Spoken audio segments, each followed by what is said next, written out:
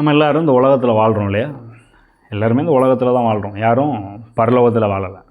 இப்போ இந்த உலகத்தில் வாழ்கிறோம். உலகத்தில் வாழும்போது வெற்றியாய் வாழ்வதற்கு இந்த உலகம் எப்படி இயங்க வேண்டும் என்கிற சில பிரமாணங்களை தேவன் கொடுத்திருக்கிறார்.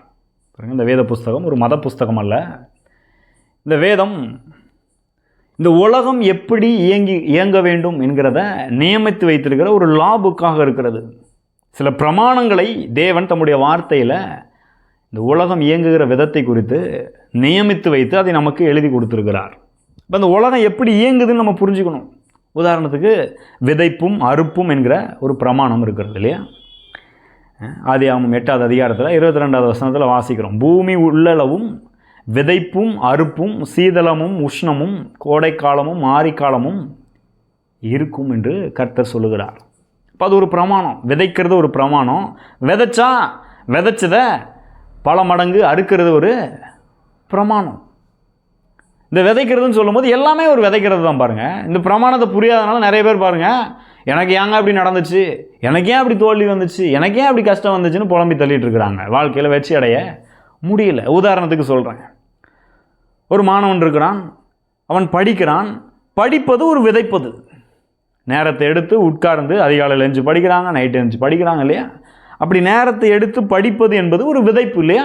அப்போ விதைக்கும் போது இன்னைக்கு விதைக்கிற அந்த மாணவன் அந்த வருட முடிவில் என்ன செய்கிறான்? வெற்றியை அறுவடை செய்கிறான்.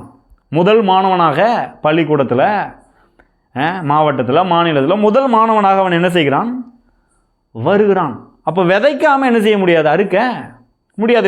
விதைக்கும் போது கஷ்டமாக தான் இருக்கும். வேதவசனம் கூட சொல்லுது, கண்ணீரோடு விதைக்கிறவர்கள் கம்பீரத்தோடு அறுப்பார்கள். விதைக்கும் போது கொஞ்சம் கண்ணீரோடு கஷ்டமாக தான் இருக்குது, படிக்கிறது கஷ்டமாக தான் இருக்குது. ஆனால் விதைச்சா கண்டிப்பாக என்ன செய்யலாம்? கம்பீரமாக சந்தோஷமாக அறுக்கலாம். அந்த வெற்றியை ருசி பார்க்கலாம், சுதந்திரிக்கலாம். இன்னும் சிலர் இருக்கிறாங்க. லூக்கா 6வது அதிகாரத்தில் கொடுங்கள் அப்பொழுது உங்களுக்கு கொடுக்கப்படும் அப்படின்னு வசனம் இருக்கு இல்லையா? இது எல்லாரும் காணிக்கை கொடுக்கறத பற்றி நிறைய பேசுகிறாங்க. ஆனால் ஏசு அங்கே அதை சொல்லலை. வாழ்க்கையில் நம்ம எதை கொடுத்தாலும் அப்பொழுது அது திரும்ப கொடுக்கப்படும்.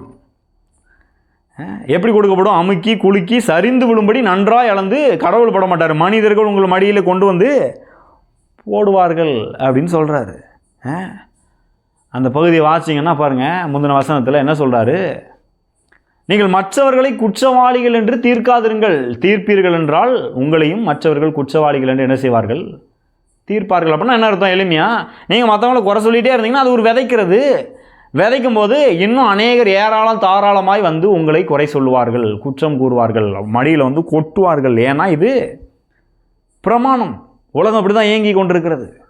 ஆனால் அப்படி இல்லாமல் நீங்கள் தொடர்ந்து அன்பையே விதைத்து கொண்டிருப்பீர்கள் என்றால், அன்பை விதைக்க விதைக்க விதைக்க அன்பு உங்களிடத்தில் வந்து கொட்டப்படும். நல்ல உறவுகளை கட்டி எழுப்ப முடியும். இது பிரமாணம். பாருங்கள், உலகம் இப்படி தான் இயங்க வேண்டும் என்று தேவன் வைத்து விட்டார். அதை இந்த வார்த்தையில் சொல்லியிருக்கிறார். இதை நாம் புரிந்து கொண்டு இதை கற்றுக்கொண்டு நாம் வாழ்வோம் என்றால் இந்த உலக வாழ்க்கையில் நிச்சயமாய் வெற்றி அடைய முடியும். ஆகவே நல்லதை விதையுங்கள், நல்லதை அருங்கள். தேவன் உங்களுக்கென்று வைத்திருக்கிற வெற்றி வாழ்க்கையை சுதந்திரியுங்கள். God bless you.